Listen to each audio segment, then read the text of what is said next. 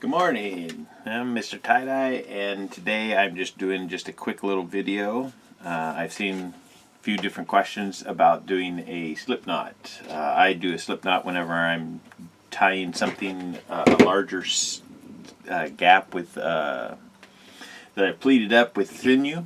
And you know, if it's just a small little piece of fabric, it's easy to wrap around and just pull it tight. But when it's a larger section of fabric, it's a little bit harder. So I do a slip knot for that.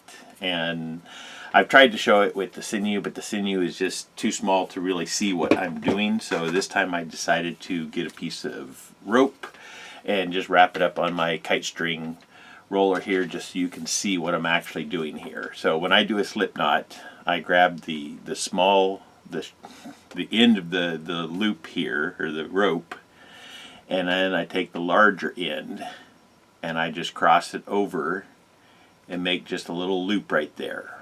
So it's just one little cross there with the end hanging out here, and then I take the larger end, the one that's still connected to the roll, and I wrap it around the base just one time there, and then I take that end, like I say, the one that's connected here, and I poke it through this hole. And then you can kind of pull on this. You can see that that tightens up. You reach in, you grab that loop that you pulled through, and you can see this slip knot just tightening up there. Now, the slip knot, you can pull it. I usually will just kind of grab the knot itself, and then you can grab in the loop and just pull it tight there. The long end that's attached here is what's going to adjust the knot. So you can open that all the way up, put it over whatever that you're tying up, and then when you pull the long end here, it's going to tighten up, and this here is just going to hang there. The problem I think some people have maybe is that they start backwards. So instead of working with the short end over here on the loop, they work with the long end. And when you wrap it around with the short end and poke that through, then when you tighten this up, then it's the short end that controls this. But if you pull with the long end, then that just pulls it right out. So that's where you just need to start with the short end, use the long end to make the loop wrap around and tuck through.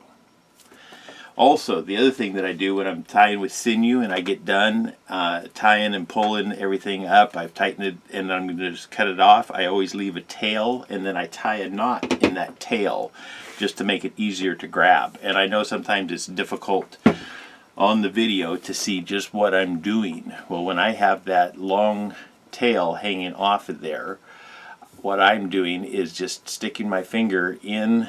I'm making a loop, and I'm just twisting up to make a lot of twists right here, and then I take that short end of the sinew and I poke it through that loop, and that just allows me to create a large knot quickly. So that's the only reason why I'm showing that, is just a quick way to do a long knot for the end of the sinew after you're done pulling. So hopefully those couple tips will help you. Peace, love, and light. Have a good day.